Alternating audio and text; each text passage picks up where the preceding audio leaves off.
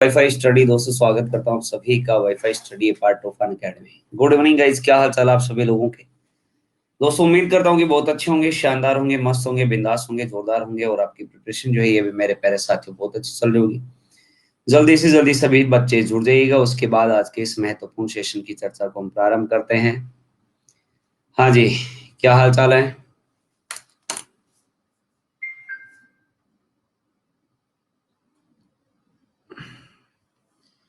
हाँ जी, बढ़िया है, जोरदार है, चलेगा। हाँ जी, विश्व जल दिवस है आज, आपको पता ही होगा। मैं भी बहुत अच्छा हूँ। तो देखिएगा जी, सबसे पहले तो मैं आपको ये बता देता हूं कि अगर आप अनअकैडमी लर्निंग ऐप पर सब्सक्रिप्शन लेना चाहते हैं किसी भी कैटेगरी में, चाहे वो स्टेट पीएससी हो, यूपीएससी हो, या फिर एसएससी, बैंक, रेलवे हो, या फिर आरपीएससी हो, रेफर कोड अपना रहेगा प्रवीण11। इसको अप्लाई कर देना, 10% का डिस्काउंट मेरे प्यारे साथियों आप लोगों को मिल जाएगा। ओके गाइस, अब शुरुआत करते हैं आज के इस महत्वपूर्ण टेस्ट की। और सबसे पहला प्रश्न जो आपके सामने आता है, नासिक अभिलेख किसके द्वारा बनवाया गया था। कलिंगराज खारवेल के द्वारा, गौतमी बालश्री के द्वारा, समुद्रगुप्त के द्वारा, या स्कंदगुप्त के द्वारा। पोल करके ही आपको आंसर देना है। 15 सेकंड का टाइम आप लोगों के पास में रहेगा, जल्दी से जल्दी पोल कर दीजिएगा और उसके बाद मैं आपको करेक्ट आंसर जो होगा इसका वो बताने वाला हूं। नासिक अभिलेख, तो मेरे प्यारे साथियों नासिक अभिलेख जो है ये आपके गौतमी पुत्र सातकर्णी की बात अगर की जाएगी, गौतमी पुत्र सातकर्णी से रिलेटेड आता है क्या जी। ये कौन से वंश का था, सातवाहन वंश का आता है, ठीक है ना। और इसका करेक्ट आंसर जो है ये मेरे प्यारे साथियों गौतमी बालश्री आ जाएगा। करेक्ट आंसर बी ऑप्शन हो जाएगा। नेक्स्ट देखते हैं। कल वाली क्लास कंटिन्यू नहीं होगी क्या, कौन सी कल वाली क्लास रेनू जी। हाँ जी, नृत्य वाली वो 3 बजे आज करवा दी थी ना मैंने, आरपीसी कैटेगरी में स्पेशल सेशन में 3 बजे करवाई थी मैंने। हाँ जी, गुड इवनिंग, नमस्कार किरण चौधरी जी। तो देखिएगा, नासिक शिलालेख गौतमी पुत्र सातकर्णी से संबंधित है जो सातवाहन के राजा थे, और इसमें इनकी विजयों के बारे में उल्लेख मिलता है। लेकिन आपको साथ ही साथ इसके अलावा जो अन्य अभिलेख आते हैं उनसे भी प्रश्न पूछा जाता है। जैसे आपके हाथी गुम्फा अभिलेख का संबंध जो है ये कलिंग राजा खारवेल से आता है। और जूनागढ़ अभिलेख की बात अगर की जाएगी तो रुद्रदामन का जूनागढ़ अभिलेख है। अगर मैं इसके बारे में आपको बताऊं, संस्कृत भाषा का सबसे प्राचीन है क्या, संस्कृत भाषा का सबसे प्राचीन जो आता है मेरे प्यारे साथियों आपके जूनागढ़ अभिलेख आता है। सबसे प्राचीन अभिलेख आपका जूनागढ़। प्रयाग स्तंभ लेख से समुद्रगुप्त के बारे में और उसकी विजयों के बारे में अपने को जानकारी प्राप्त होती है। एहोल इंस्क्रिप्शन जो आता है ये पुलकेशिन सेकंड के बारे में जानकारी देता है। मंदसौर अभिलेख यशोवर्मन, ग्वालियर प्रतिहार नरेश भोज, ये भी काफी इंपॉर्टेंट है। भीतरी और जूनागढ़ अभिलेख ये आपके स्कंदगुप्त से रिलेटेड आते हैं। और देवपाड़ा अभिलेख आपके बंगाल शासक विजयसेन जो था उसके बारे में हमें जानकारी प्रदान करता है। तो इनको आप लोग जरूर ध्यान में रखिएगा, यहाँ से कई बार आपसे प्रश्न पूछ लिया जाता है। नेक्स्ट देखते हैं, बौद्ध धर्म में महाभिनिष्क्रमण किसे कहा गया है। वो is called Mahabhinishkramana in Buddhism, to leave home, या फिर आपके यज्ञ, या फिर यात्रा करना, या फिर आराम करना। बताओ, देखें बौद्ध धर्म से रिलेटेड प्रश्न आपसे पूछा गया है, महाभिनिष्क्रमण किसे कहा गया है जी। क्या हो जाएगा इसका सही आंसर। बौद्ध धर्म में महाभिनिष्क्रमण किसे कहा गया है साथियों। तो मेरे प्यारे साथियों, ग्रह त्याग जो आपके महात्मा गौतम बुद्ध के लिए, महात्मा गौतम बुद्ध के द्वारा ग्रह त्याग किया गया था उसे महाभिनिष्क्रमण कहा गया है क्या जी, बिल्कुल। 29 वर्ष की अवस्था में इनका नाम था सिद्धार्थ, ग्रह त्याग किया, इसे बौद्ध धर्म में महाभिनिष्क्रमण कहा गया है। गौतम बुद्ध के बचपन का नाम सिद्धार्थ था और इन्हें एशिया का ज्योतिपुंज, लाइट ऑफ एशिया कहा जाता है जी। ज्योतिपुंज या लाइट ऑफ एशिया याद रखिएगा। और सिद्धार्थ जो थे ये मेरे प्यारे साथियों बाद में आपके बुद्ध के नाम से जाने गए थे, और वह स्थान जहां पर इन्हें ज्ञान की प्राप्ति हुई थी वह स्थान मेरे प्यारे साथियों बोध गया कहलाया था। नेक्स्ट देखते हैं गांधी जी के जीवन का प्रथम सत्याग्रह, जीवन का प्रथम सत्याग्रह, और ये पूछ रहा भारत के संदर्भ में। भारत में कौन सा था? खेड़ा, चंपारण, रूलेट या फिर असहयोग आंदोलन? पूल करके आंसर बता सकते हो आसानी के साथ में, इसका आंसर मिल जाएगा आप लोगों को। बताओ देखें, गांधी जी के जीवन का प्रथम सत्याग्रह कौन सा था जी? भारत से संदर्भ में पूछ रहा है। वैसे तो प्रथम जो आता है, सर्वप्रथम जो किया गया था, ये तो मेरे प्यारे साथियों दक्षिण अफ्रीका में किया गया था। क्या? बिल्कुल, दक्षिण अफ्रीका में महात्मा गांधी जी के द्वारा सत्याग्रह किया गया। लेकिन इंडिया की बात अगर आपसे पूछी जाएगी, तो इंडिया में जो पहला आपके सत्याग्रह किया गया था, चंपारण सत्याग्रह था 1917। इंडिगो डाइस या रंजक के विरोध में नील की खेती जो यहाँ पर की जाती थी, 3/20 हिस्से पर नील की खेती करवाई जाती थी, जिसे 3 कठिया पद्धति भी कहा गया है। इसके विरोध में मेरे प्यारे साथियों ये आपके चंपारण सत्याग्रह किया गया था 1917। खेड़ा सत्याग्रह मेरे प्यारे साथियों 1918 में था, अप्रैल में। और एक और अहमदाबाद सत्याग्रह महात्मा गांधी जी के द्वारा किया गया था, ये फरवरी 1918 ईस्वी में ही किया गया था। तो पहला कौन सा हो गया फिर? चंपारण हो गया है ना? बिल्कुल ठीक है। तो मेरे प्यारे साथियों आरएस के लिए लाओ। बिल्कुल सुमेर जी, मैंने कह दिया ना, बिल्कुल जल्दी आ रहा। आरएस ऐसा ही अनाउंस मैं कर चुका हूँ। गांधी जी के जीवन का प्रथम सत्याग्रह चंपारण था। बिहार के चंपारण जिले में आपके 3/20 हिस्से पर नील की खेती। और आपके यहाँ पर राजकुमार शुक्ल का नाम जरूर आप लोगों को ध्यान में रखना है। इसी राजकुमार शुक्ल के कहने पर मेरे प्यारे साथियों ये आपके यहाँ पर इस सत्याग्रह से जुड़े थे। हाँ जी, हेलो आंचल गुप्ता जी, नमस्कार सभी साथियों को एक बार फिर से। आओ आगे बढ़ते हैं, अगले प्रश्न को देखते हैं। गजनी साम्राज्य की स्थापना किसके द्वारा की गई थी? महमूद गजनवी, सुखजिंद्र, सुबुक्तगीन या फिर अलब्तगीन? जो आपके गजनवी साम्राज्य था, उसकी स्थापना किसके द्वारा की गई थी?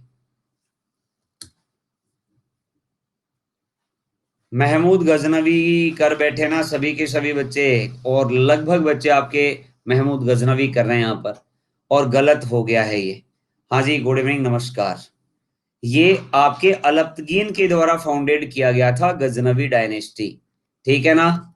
और 932 ईस्वी की बात हम अगर करेंगे, एडी की बात हम अगर करेंगे, इसी अलप्तगीन का जो गुलाम हुआ था उसका नाम था जी आपके सुबुक्तगीन। क्या नाम है? सुबुक्तगीन। और इसी सुबुक्तगीन का जो पुत्र हुआ था उसका नाम था महमूद गजनवी। याद रखिएगा इस बात को। तो गजनवी डायनेस्टी की स्थापना अलप्तगीन के द्वारा की गई थी, और ये मूल रूप से आपके टर्किश था, तुर्की का था। आज फर्स्ट टाइम ऑनलाइन वीडियो देख रहे हैं? अच्छा जी, ऐसा है क्या? कैसा लग रहा है? अच्छा ही लग रहा होगा।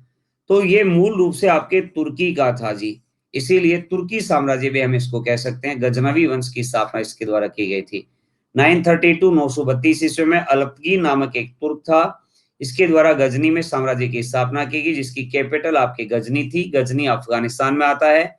अलप्तगीन इसी का गुलाम था, और इसी का दामाद आपके सुबुक्त, अलप्तगीन का गुलाम और दामाद आपके सुबुक्तगीन, जिसने 977 ईस्वी में गजनी की राजगद्दी के ऊपर बैठा था। इसी महमूद गजनी की बात अगर की जाएगी, ये आपके गजनी या गजनवी सुबुक्तगीन का पुत्र था, जिसके द्वारा भारत के ऊपर कितनी बार अटैक किया गया था? 17 बार आक्रमण किया गया था ना? और जिसमें आपके 1025 ईस्वी में सोमनाथ के मंदिर के ऊपर अटैक किया गया था महमूद गजनवी के द्वारा। नेक्स्ट देखते हैं, घोड़ा दागने और सैनिकों का होलिया लिखने की प्रथा की शुरुआत किसके द्वारा की गई? Practice of firing a horse and writing sketch of soldier. Jalaluddin Firoz Khilji, Alauddin Khilji, Malik Kafur या Nasiruddin Mahmood? Which one is the correct answer guys? क्या हो जाएगा इसका सही आंसर? जी ये तो लगभग बच्चों ने सही आंसर किया है इसका। और मेरे प्यारे साथियों, बात अगर की जाएगी, अलाउद्दीन खिलजी के द्वारा ही इसे भारत में सबसे पहले प्रारंभ किया गया था। क्या कौन आ जाएगा? अलाउद्दीन खिलजी। नेक्स्ट देखिएगा, बात अगर की जाए अगले प्रश्न की, तो घोड़ा दागने और सैनिकों का हुलिया लिखने की शुरुआत सबसे पहले एके ने, अलाउद्दीन खिलजी ने। और 1296 में ये दिल्ली सल्तनत में खिलजी डायनेस्टी का रूलर बना था। और मेरे प्यारे साथियों, इसके बचपन का नाम अली और गुरशास्प। जमैयत खाना मस्जिद का निर्माण इसने करवाया था। अलाई दरवाजा और सीरी का किला और हजार खंबा महल ये अलाउद्दीन खिलजी के द्वारा बनाए गए थे। इसे आपके ज्वेल ऑफ इस्लामिक आर्किटेक्चर कहा जाता है, अलाई दरवाजा जो इसके द्वारा दिल्ली में बनाया गया था उसे। नेक्स्ट देखते हैं, पद पादशाही की स्थापना किस मुगल शासक द्वारा की गई? और मेरे प्यारे साथियों, बाबर, हुमायूं, अकबर या फिर शेरशाह, क्या होगा इसका करेक्ट आंसर? पद पातशाही की जो स्थापना की गई थी वो किस मुगल शासक के द्वारा की गई थी? आंचल गुप्ता जी ने सही आंसर किया है, बाकी ने सब ने मामला, नीतू सिंह ने भी ठीक किया है, बाकी गलत कर रहे हैं जी। ऐसे कैसे काम चलेगा गाइस? अरे बाबर ने स्टार्ट किया था क्या? जी बिल्कुल, बाबर के द्वारा स्टार्ट मेरे प्यारे साथियों इसको किया गया था। तो बाबर ने मुगल वंश की स्थापना के साथ में ही पद पातशाही की स्थापना की, जिसके तहत शासक को बादशाह कहा जाता है। बाबर ने 1507 ईस्वी में बादशाह की उपाधि धारण की, जिसे अब तक किसी तैमूर शासक के द्वारा धारण नहीं किया गया था। बाबर के चार पुत्र थे, हुमायूं, कामरान, अस्करी और हिंदाल। अगला शासक मुगल का कौन बना था? हुमायूं बना था ना? बिल्कुल। और बाबर के द्वारा भारत पर 5 बार आक्रमण किया गया। बात अगर की जाएगी, सबसे पहले जो इसके द्वारा आक्रमण किया गया था ये 1519 में किया गया था। क्या? पहला अटैक जो था यूसुफ जई जाति के विरुद्ध किया गया था। और इसी अटैक में इसके द्वारा बाजोर और भेरावाला क्षेत्र जो आता है, जो वर्तमान पाकिस्तान में है, इसके ऊपर अधिकार किया गया था 1519 में। तो पहला आक्रमण, प्रथम आक्रमण अगर बाबर का आपसे पूछेगा, तब आप पानीपत न करके 1519 ईस्वी का ही आक्रमण करेंगे और ध्यान में रखेंगे इसको। नेक्स्ट देखते हैं, किस मुगल शासक को न्याय की जंजीर के लिए याद किया जाता है? ये न्याय की जंजीर मेरे प्यारे साथियों आगरा किले से आपके शाहबुर्ज तक लगी हुई थी। और किसके द्वारा लगाई गई थी? यमुना तट के ऊपर। अकबर, हुमायूं, जहांगीर या फिर बाबर? करेक्ट आंसर बताओ, देखें, पोल करो। कार्तिक जी पूछ रहे सर आपने भोजन कर लिया है क्या? नहीं जी कार्तिक जी, मैंने अभी भोजन नहीं किया है, डिनर नहीं किया है। थोड़ी देर बाद में आपकी क्लास लेने के बाद किया जाएगा। हाँ जी, आंसर बता दीजिएगा कार्तिक जी। अब तो खुश हो एकदम, आप कह रहे थे सर मेरी बात का रिप्लाई नहीं कर रहे हैं आप। तो एक बार आपकी ये देख लेते हैं, बिट्टन आचार्य, नीतू सिंह, अभिषेक शर्मा, मिस्टर नॉर्मल, आंचल गुप्ता, माहीराव, योगेश, आज का मुसाफिर, जीतू जाट और शाइक, ये भैया आपके टॉप 10 में है। जहांगीर के द्वारा इसे लगवाया गया था मेरे प्यारे साथियों, आगरा के किले से ये शाहबुर्ज जो आपका बना हुआ था वहां तक ये लगा हुआ था। और ये आपके यमुना तट के ऊपर इसको लगाया गया था, ताकि अगर किसी को भी न्याय चाहिए तो इस जंजीर को आकर के बजा देगा, उसे न्याय तुरंत मिलेगा। जहांगीर को न्याय की जंजीर के लिए जाना जाता है। ये जंजीर सोने की बनी हुई थी भैया, गोल्ड की थी ये। This chain was made of gold. और इसको इंस्टॉल किया गया था आपके शाहबुर्ज जो है यमुना तट पर स्थित पत्थर के खंबे पर लगवाया गया था। और अकबर का उत्तराधिकारी ये सलीम, सलीमी कौन है? जहांगीर है जी, ठीक है ना? ओके। हाँ, वीडियोस का नोटिफिकेशन नहीं मिलता है तो आप मुझे यहाँ पर जाकर के फॉलो कर लेना, अनअकैडमी लर्निंग ऐप पर ही, प्रवीण कुमार के नाम से, ठीक है ना? ओके, चलेगा जी, आगे बढ़ते हैं, बात को आगे बढ़ाता हूं मैं। सलीम जो नाम रखा गया था ये शेख सलीम चिश्ती के नाम पर रखा गया था, क्योंकि जन्म जो है ये आपके शेख सलीम चिश्ती के आशीर्वाद से हुआ था, जहांगीर का। नेक्स्ट देखिएगा, औरंगजेब के गुरु का नाम क्या है भाई? गुरु तेग बहादुर लिखा हुआ है ये वैसे। मीर मोहम्मद हकीम, राजा राम या फिर गोकुला? ये बताओ देखें। ये तो सबका सही होना चाहिए, किसी का भी गलत होना ही नहीं चाहिए जी। औरंगजेब के गुरु का नाम क्या था?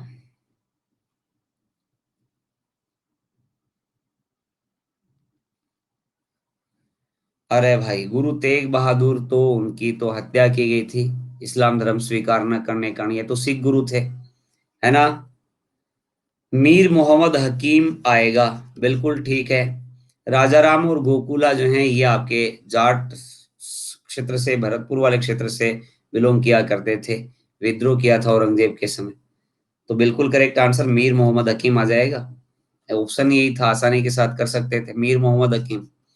1666 ईस्वी को आगरा के किले के दीवाने आम में औरंगजेब के समक्ष शिवाजी उपस्थित हुए। यहाँ शिवाजी को कैद करके जयपुर भवन में रखा गया। इस्लाम स्वीकार नहीं करने के कारण सिखों के नौवें गुरु तेग बहादुर की हत्या औरंगजेब के द्वारा करवा दी गई थी। जाट विद्रोह भी औरंगजेब के समय हुआ, गोकुला और राजाराम ने किया था, ठीक है ना। और औरंगजेब को जिंदा पीर के नाम से भी जाना जाता है। नेक्स्ट देखते हैं अगला प्रश्न क्या कहता है। भारत का प्रसिद्ध राष्ट्रीय वाक्य सत्यमेव जयते कहां से लिया गया है जी? मुंडकोपनिषद से, मनुस्मृति से, ऋग्वेद से, या फिर भगवत गीता से? ये भी इजी ही प्रश्न, आसानी के साथ बता सकते हो। आप ये बताइएगा, भारत का प्रसिद्ध राष्ट्रीय वाक्य सत्यमेव जयते जो है ये कहां से लिया गया है? इजी सा प्रश्न है दोस्तों, आसानी के साथ बता सकते हो इसको तो। अरे ये मुंडकोपनिषद से लिया गया है क्या? बिल्कुल मेरे प्यारे साथियों, मुंडकोपनिषद की बात हम अगर करेंगे तो सत्यमेव जयते आपके भारत का राष्ट्रीय आदर्श वाक्य है। और इसका अर्थ है सत्य ही जीतता है, अर्थात सत्य की ही जीत होती है। यह भारत के राष्ट्रीय प्रतीक के नीचे देवनागरी लिपि में अंकित भी है।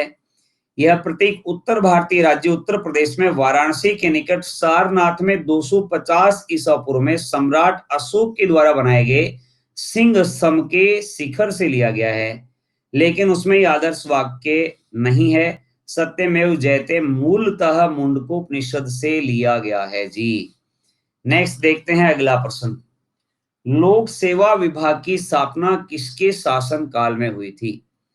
लोक सेवा विभाग, पब्लिक सर्विस डिपार्टमेंट स्टैब्लिश जो किया गया वो किसके रीजन में किया गया था? Lord William Bentinck, Lord Dalhousie, Lord Harding, या फिर लॉर्ड एलिनबरो? क्या होगा इसका करेक्ट आंसर? ये आपको पोल करके बता देना है मेरे प्यारे साथियों। करेक्ट आंसर क्या हो जाएगा? पब्लिक सर्विस डिपार्टमेंट की जो स्थापना हुई थी वो किसके समय हुई थी जी? हाँ जी, तो देखिएगा जी, लॉर्ड डलहौजी की बात हम अगर करेंगे, क्या लॉर्ड डलहौजी के समय ही स्थापना हुई थी क्या लोक सेवा विभाग की? बिल्कुल 1854 में हुई थी जी। कब हुई थी? 1854। याद रखिएगा, लोक सेवा विभाग लॉर्ड डलहौजी, लोक सेवा विभाग लॉर्ड डलहौजी 1854। नेक्स्ट देखते हैं, दिल्ली भारत की राजधानी कब बनाई गई? कब बनी थी? 1910, 1911, 1912 या 1914? ये आंचल गुप्ता जी आपको पोल करके आंसर देना है, कमेंट करके नहीं देना है, फिर भी गलत किया आपने। ठीक है बताओ, दिल्ली जो है भारत की राजधानी मेरे प्यारे साथियों कब बनाई गई थी? हाँ मेरे को पता था वैसा ही हुआ है, और 58% बच्चों ने गलत किया है।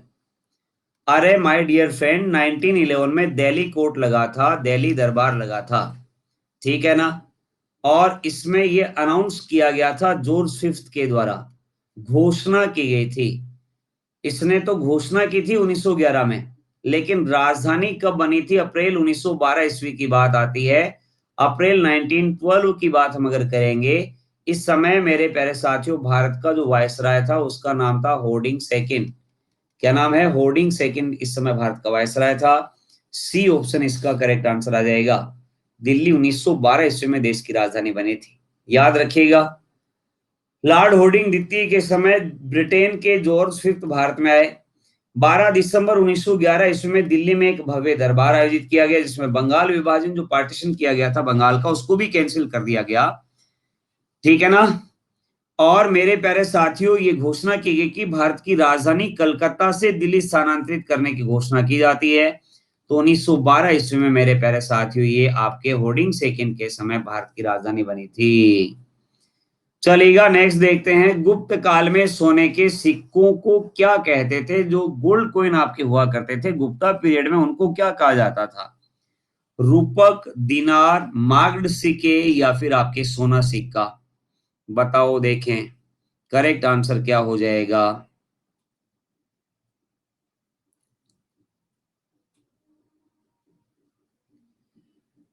सो गाइस, बात अगर की जाएगी, रूपक जो आपके है ये तो सिक्का हुआ करता था सिल्वर का, चांदी का सिक्का हुआ करता था।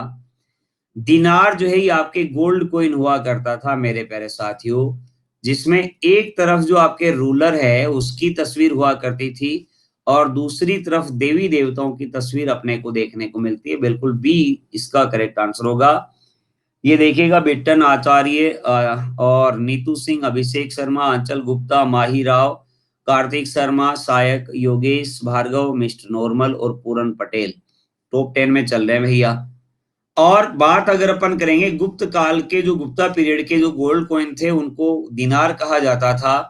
Gold, silver and copper were the only coins issued by the Gupta rulers. इनके द्वारा सोने, चांदी और तांबे के तीनों प्रकार के सिक्के जारी किए गए थे और इनमें हाईएस्ट नंबर जो था, सर्वाधिक सिक्के जो थे ये गोल्ड कॉइन इश्यू इनके द्वारा किए गए थे। और मैंने आपको बता ही दिया इसको दिनार कहा जाता है। मेरे प्यारे साथियों, इसकी मेजर फीचर की बात हम अगर करेंगे, एक प्रमुख विशेषता की बात अगर की जाएगी, ये मैंने आपको बताया कि इनके ऊपर किंग का फिगर हुआ करता था फ्रंट में, और जो आपके देवता हुआ करते थे उनका जो आपके पीछे का बैक साइड जो हुआ करता था, पृष्ठ भाग पर देव प्रतिमाओं का अंकन अपने को देखने को मिलता है। और सिल्वर कॉइन को रूपक कहा जाता था, याद रखिएगा। नेक्स्ट देखते हैं, अगले प्रश्न को देखते हैं। 1930 1930 ईस्वी में सविनय अवज्ञा आंदोलन किस मुद्दे पर शुरू किया गया था?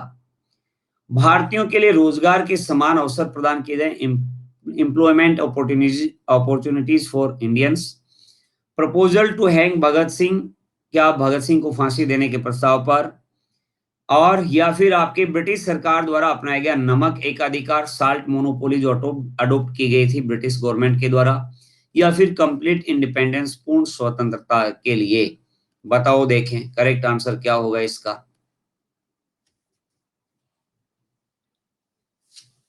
हाँ जी गाइस, करेक्ट आंसर बता दीजिएगा फटाक से। जी बिल्कुल, साबरमती आश्रम से ये आपके दांडी मार्च प्रारंभ हुआ था महात्मा गांधी के द्वारा, है ना। 12 मार्च को स्टार्ट हुआ था 1930, और 6 अप्रैल को ये पहुंच गए थे दांडी नामक स्थान पर, 6 अप्रैल 1930। इसी के साथ सिविल डिसओबीडियंस मूवमेंट स्टार्ट हो गया था। नमक बना करके नमक के कानून का उल्लंघन दांडी नामक स्थान पर किया गया था। सो इसका करेक्ट आंसर सी ऑप्शन हो जाएगा ना। बिल्कुल ठीक है। तो देखिएगा, सविनय अवज्ञा आंदोलन के प्रारंभिक चरण में 12 मार्च 1930 को यह आपके प्रारंभ हुआ। ऐतिहासिक यात्रा में गांधी जी ने 6 अप्रैल को दांडी में मुट्ठी भर नमक बनाकर नमक के कानून को तोड़ा था। नमक कानून के उल्लंघन को भारतीयों द्वारा ब्रिटिश कानूनों के विरोध और साम्राज्यवाद की समाप्ति के प्रयासों के प्रतीक के रूप में देखा गया। नेक्स्ट देखते हैं, अखिल भारतीय महिला सम्मेलन की स्थापना कब की गई?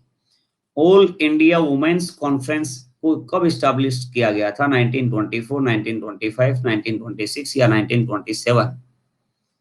बताइएगा, पूल कीजिएगा कि देखें करेक्ट आंसर क्या होगा। अखिल भारतीय महिला सम्मेलन की स्थापना कब की गई?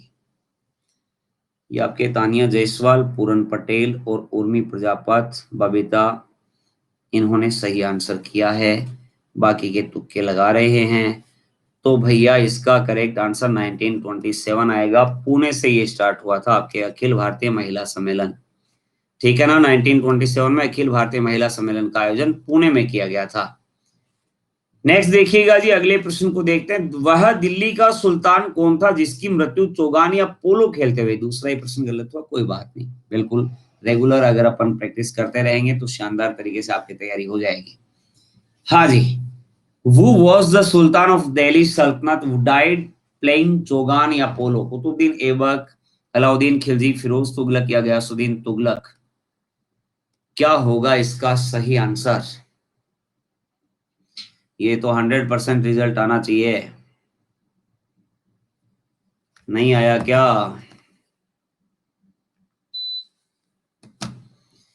जी, कुतुबुद्दीन ऐबक।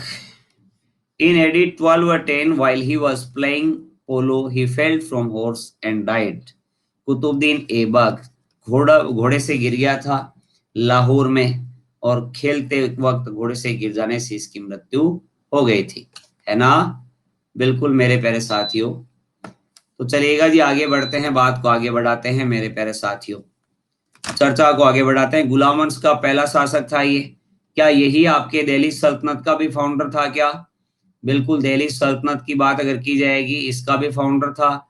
और जो आपके स्लेव डायनेस्टी आती है, गुलाम वंश जो आता है, उसका भी यही फाउंडर था। ठीक है ना? स्लेव डायनेस्टी और दिल्ली सल्तनत। 1210 में चौगान खेलते समय घोड़े से गिर गया था। जी, नेक्स्ट देखते हैं अगले प्रश्न को, बात करते हैं। महात्मा बुद्ध ने अपना पहला उपदेश कहाँ दिया था? सारनाथ, बोध गया, लुम्बिनी या फिर कुशीनगर? महात्मा गौतम बुद्ध ने अपना पहला उपदेश जो है ये कहां पर दिया था?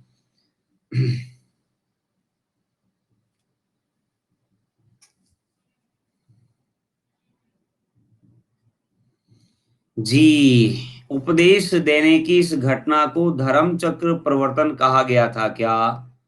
बिल्कुल मेरे प्यारे साथियों, धर्म चक्र प्रवर्तन, सारनाथ में ये उपदेश दिया गया था। ए ऑप्शन इसका बिल्कुल करेक्ट आंसर हो जाएगा। तो देखिएगा, भगवान बुद्ध ने ज्ञान प्राप्ति के पश्चात अपना पहला उपदेश सारनाथ में दिया था, जिसे धर्म चक्र प्रवर्तन का नाम दिया जाता है, जो बौद्ध मत के अनुसार प्रचार प्रसार का आरंभ था। जैन ग्रंथों में सारनाथ को सिंहपुर कहा गया है। और सारनाथ में अशोक का चतुर्भुज सिंह स्तंभ, भगवान बुद्ध का मंदिर, धमेक स्तूप, चौखंडी स्तूप, सारनाथ का वस्तु संग्रहालय, नवीन विहार, मूलगंध कुटी आदि दर्शनीय स्थल जो है ये हमें यहीं से मिलते हैं, सारनाथ से ही। अगले प्रश्न को देखते हैं। निम्नलिखित में से अवध के स्वायत्त राज्य का संस्थापक कौन था? शेर खान, सफदरजंग, सुजाउदौला या फिर सादत खां बुरहान उल मुल्क? आपके अवध वाले रीजन में स्वतंत्र शासन की स्थापना, स्वतंत्र राज्य की स्थापना जो है ये किसके द्वारा की गई थी? अवध वाले रीजन में मुगलों से पृथक होकर के स्वतंत्र राज्य को, ऑटोनोमस स्टेट जो है अवध का, वो किसने स्टैब्लिश किया था? फाउंडर कौन था उसका? शेर खान, सफदरजंग, सुजाउदौला या फिर सादत खां Burhan ul Mulk? So my dear friends, Burhan ul Mulk is the correct answer. Burhan ul Mulk की बात अगर की जाएगी, अवध मतलब लखनऊ वाला रीजन जो आता है उसको अवध कहा जाता था। अवध, बेगम हजरत महल का नाम आपने सुना होगा। 1857 का जो रिवोल्ट हुआ था, 1857 की क्रांति में, अवध वाले रीजन में नेतृत्व बेगम हजरत महल ने किया था। यस, तो यहाँ पर ये ऑटोनोमस फाउंड स्टेट जो है उसको स्टैब्लिश करने का कार्य बुरहान उल मुल्क के द्वारा किया गया था। सादत खान बुरहान उल मुल्क अवध के स्वतंत्र राज्य का संस्थापक था। ये इंडिपेंडेंट स्टेट जो है ये स्टैब्लिश इसी के द्वारा किया गया था। ये 1720 से 22 तक आगरा के सूबेदार के पद पर कार्य इसने किया था। और 1722 में आपके मोहम्मद शाह ने अवध का सूबेदार इसे नियुक्त किया, जहां बाद में इसने मुगल साम्राज्य से अलग स्वतंत्र अवध राज्य की क्या कर दी थी? स्थापना। नेक्स्ट देखते हैं, दांडी मार्च कहां से प्रारंभ हुआ था? अभी अभी मैंने आपको बताया था दांडी मार्च जो है ये मेरे प्यारे साथियों कहां से प्रारंभ हुआ था जी? बताओ, देखें। From where did Dandi march began? Surat, Vadodara, Bardoli या अहमदाबाद? अरे 12 मार्च 1930 को स्टार्ट हुआ था क्या? बिल्कुल ठीक है। कौन से आश्रम से? साबरमती आश्रम से। और साबरमती आश्रम की बात अगर की जाएगी, ये मेरे प्यारे साथियों अहमदाबाद। ठीक है ना? ओके, हाँ जी, बिल्कुल लगाएंगे ममता जी। तो देखिएगा जी, बिल्कुल डी इसका करेक्ट आंसर हो जाएगा। मेरे प्यारे साथियों, नमक सत्याग्रह महात्मा गांधी जी द्वारा चलाए गए प्रमुख आंदोलनों में से एक था। 12 मार्च 1930 ईस्वी को अहमदाबाद के पास स्थित साबरमती आश्रम से दांडी मार्च 24 दिनों का पैदल मार्च इन्होंने निकाला था। ये यात्रा समुद्र किनारे बसे शहर दांडी के लिए जा रही थी, जहां पर बापू ने औपनिवेशिक भारत में नमक बनाने के लिए अंग्रेजों को एक छत्र वाला कानून तोड़ा और नमक बनाया था। नहीं जी, निखिल जी गए। हाँ जी, निखिल बिल्कुल गए। नेक्स्ट देखते हैं, अगला प्रश्न देखते हैं। 1934 में आपके कांग्रेस सोशलिस्ट पार्टी की स्थापना किसके नेतृत्व में हुई थी? 1934, इन 1934 under whose leadership was the Congress Socialist Party established? Jawaharlal Nehru और महात्मा गांधी, आचार्य नरेंद्र देव और जयप्रकाश नारायण, सुभाष चंद्र बोस और पीसी जोशी, या सैफुद्दीन किचलू और Rajendra Prasad? Which one is the correct answer guys? क्या हो जाएगा इसका सही उत्तर? फटाक से बताओ देखें।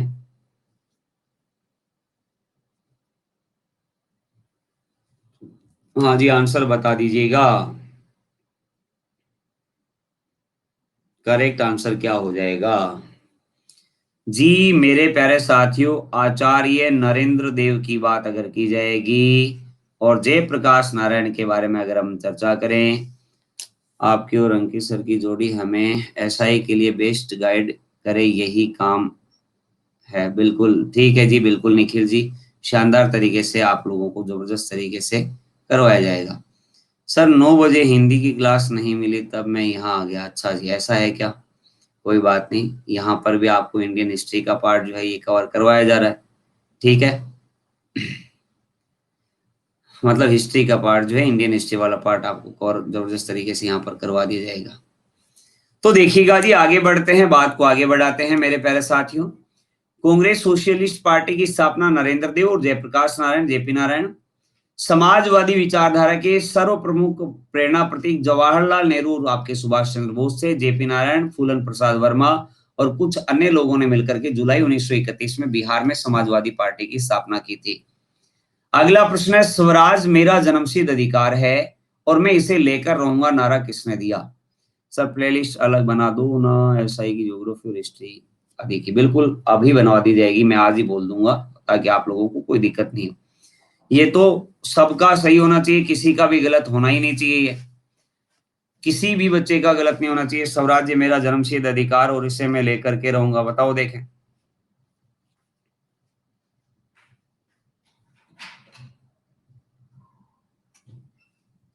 फटाक से बता दो।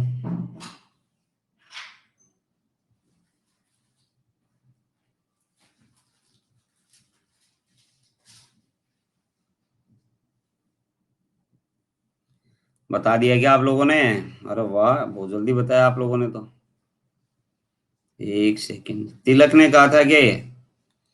बिल्कुल मेरे प्यारे साथियों, तिलक के द्वारा, बाल गंगाधर तिलक के द्वारा। ठीक है ना, जल्दी कराएं, बर्तन धोने। ओहो, लो जी फटाक से करवाते हैं।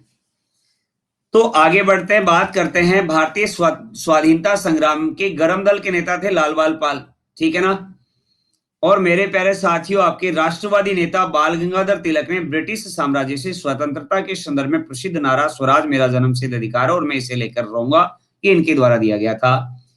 इन्होंने स्वराज की प्राप्ति हेतु होम रूल सोसाइटी का गठन 1916 में जोसेफ बैप्टिस्टा के अध्यक्षता में पुणे अर्थात बेलगांव की बात हम अगर करें, बेलगांव में मेरे प्यारे साथियों स्थापित किया गया और होम रूल मूवमेंट इनके द्वारा चलाया गया था। नमस्कार पूरन पटेल जी।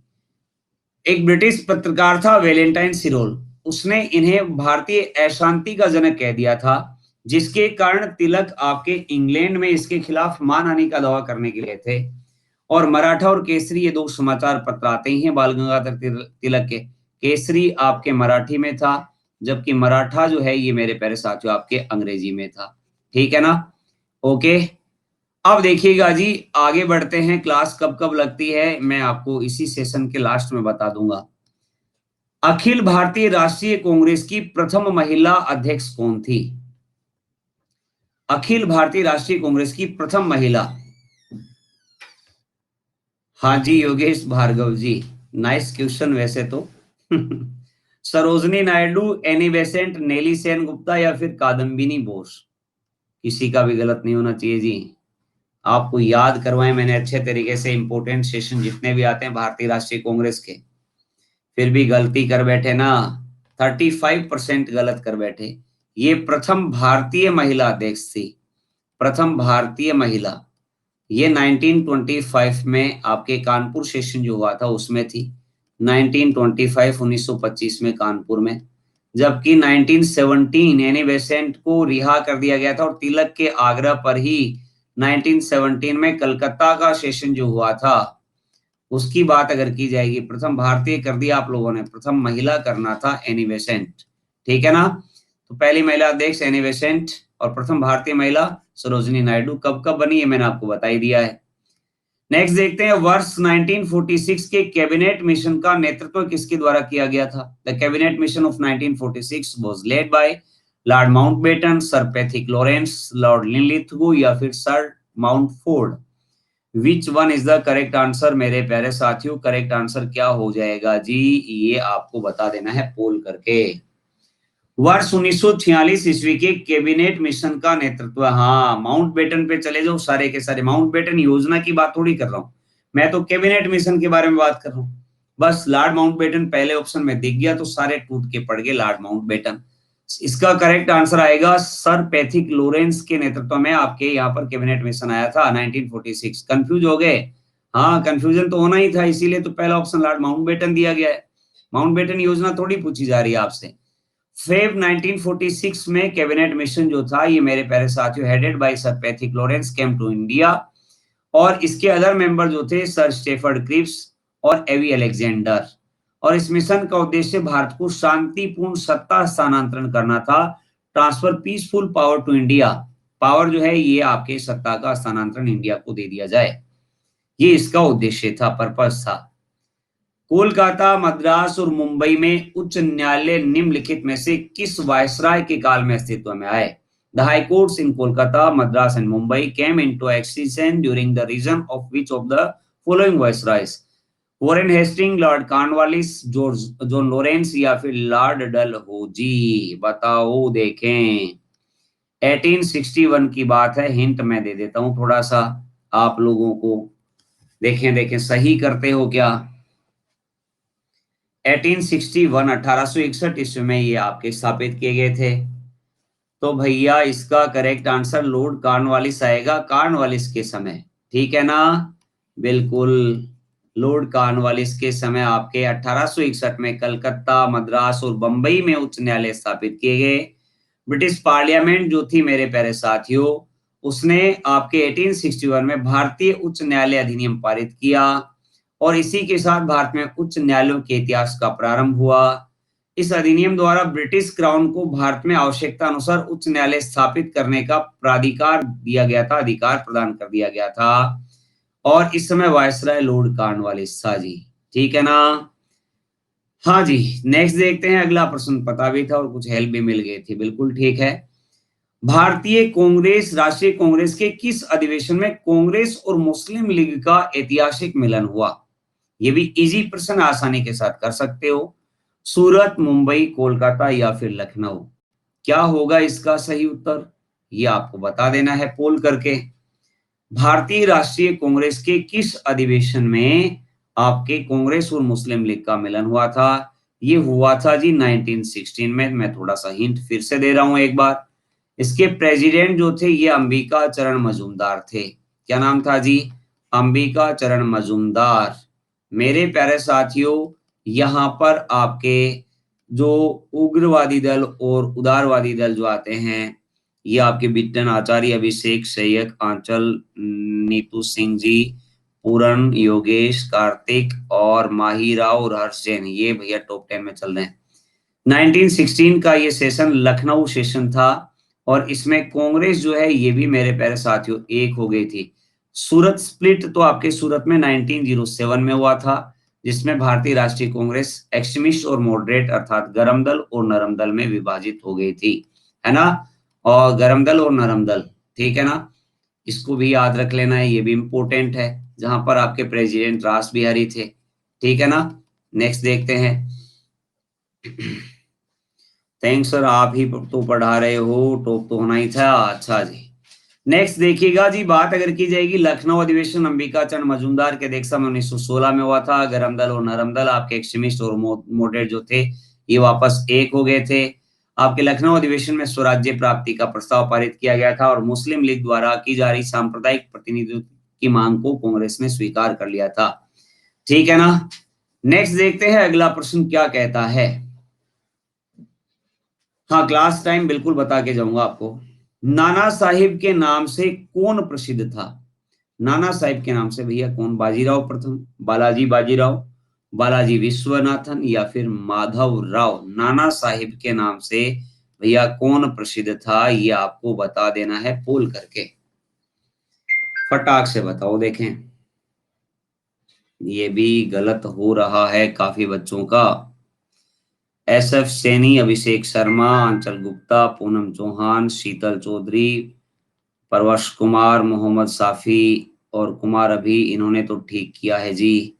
तो बात हम अगर करेंगे, बालाजी बाजीराव था क्या? बिल्कुल बालाजी बाजीराव आ जाएगा इसका करेक्ट आंसर।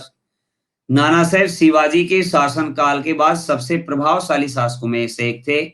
उन्हें बालाजी बाजीराव के नाम से भी जाना जाता था। 1749 में जब छत्रपति साहू की मृत्यु हो गई, तब उन्हें पेशवाओं को मराठा साम्राज्य का शासक बना दिया गया था। साहू का अपना कोई वारिस नहीं था, इसलिए उन्हें बहादुर पेशवाओं को अपने राज्य का वारिस नियुक्त किया था। गदर पार्टी का मुख्यालय कहाँ था? गदर पार्टी कराची, मॉस्को, बर्लिन या फिर सैन फ्रांसिस्को? बताओ देखें, गदर पार्टी का मुख्यालय। क्लास टाइम जरूर बता दूंगा अभी सेशन के लास्ट में। टोटल नंबर ऑफ क्वेश्चन 30 रहेंगे, उसके बाद मैं आपको बता दूंगा। मेरा स्केड्यूल जो भी है, पूरा स्केड्यूल आपको बता दिया जाएगा। ठीक है ना? देखिएगा जी, इसका आंसर आप लोगों को बता देना है। क्या पूछा जा रहा है आपसे? आपसे पूछा गया था गदर पार्टी का मुख्यालय।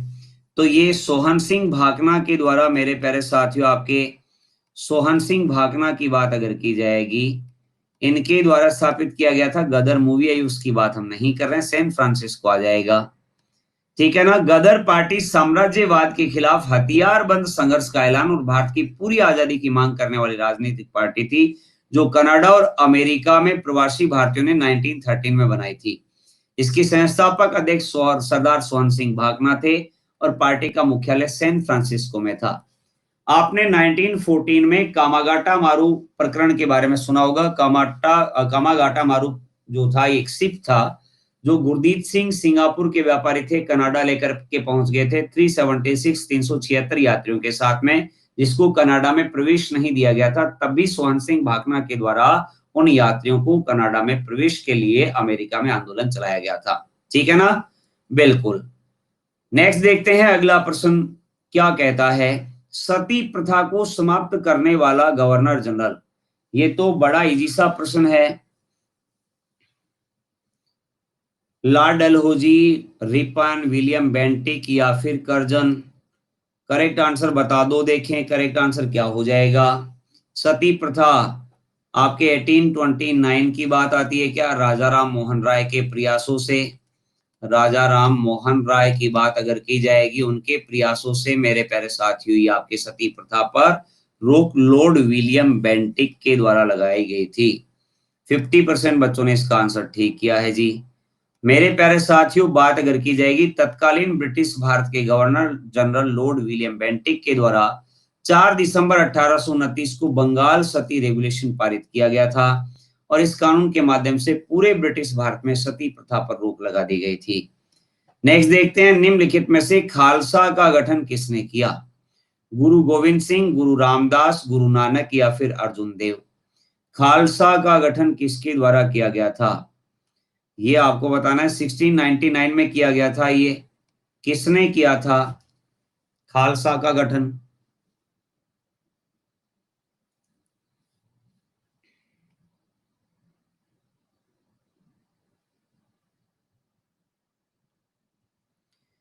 जी, गुरु गोविंद सिंह के द्वारा किया गया था ये, है ना?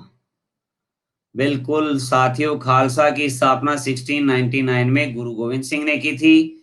खालसा की स्थापना को वैसाखी त्योहार के रूप में मनाया जाता है। और रॉन्ग हो गया, कोई बात नहीं जी। कार्तिक जी अगला ठीक कर लेना, आगे से तो ठीक होगा ना फिर।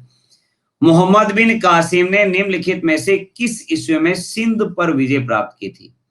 मोहम्मद बिन कासिम भारत पर आक्रमण करने वाला प्रथम मुस्लिम आक्रमणकारी था। 712, 812, 912 या फिर 1012? बताओ देखें। आपके सिंध के शासक था एक, जिसका नाम आता है दाहिर। दाहिर को पराजित करने का कार्य उसके द्वारा किया गया था। कब किया था ये आपके 712 में था या 812 में था? So 712 is the correct answer. Muhammad bin Qasim आया था। ठीक है जी। आयुष तिवारी जी, आपको कमेंट नहीं करना है, पोल में आंसर देना है।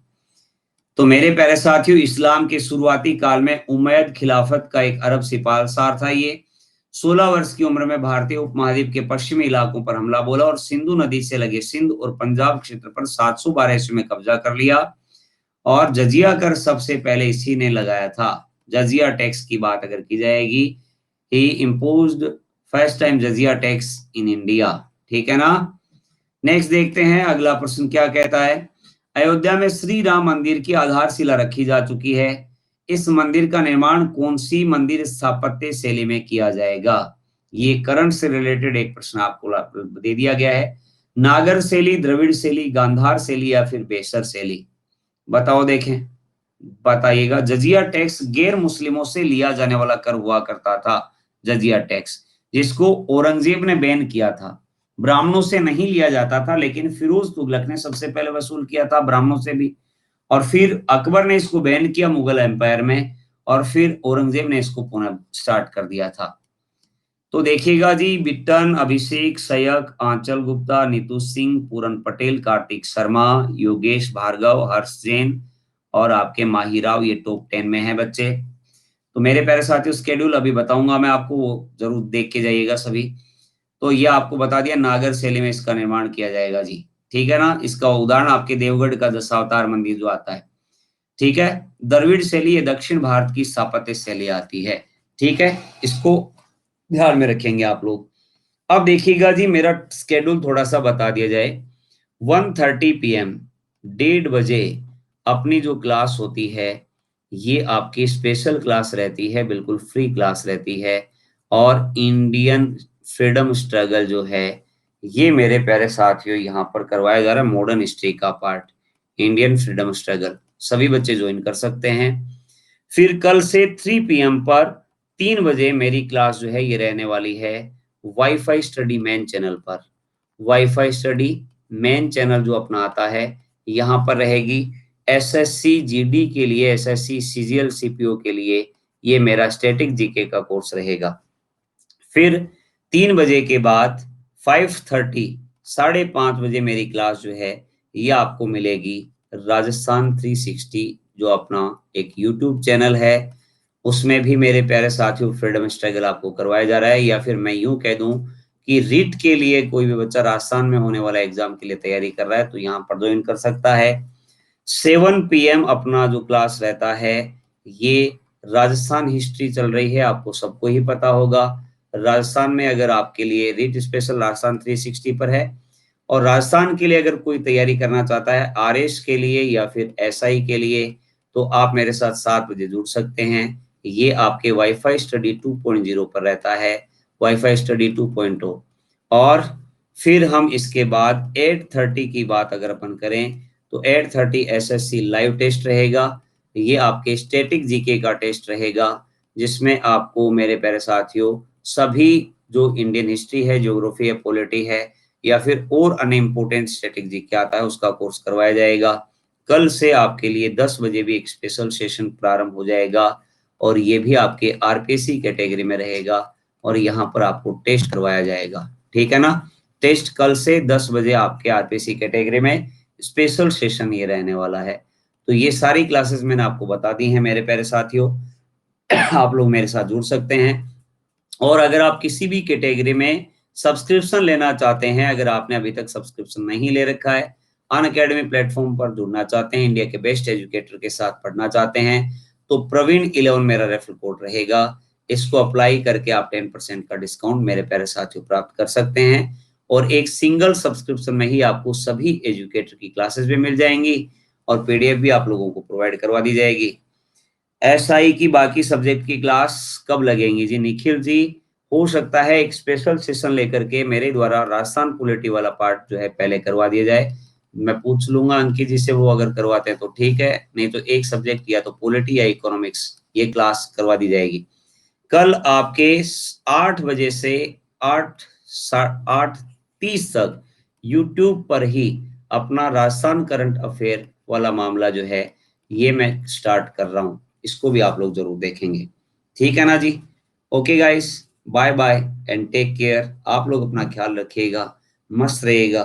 Good night. और ये स्केड्यूल मैंने पूरा आपको बता ही दिया है।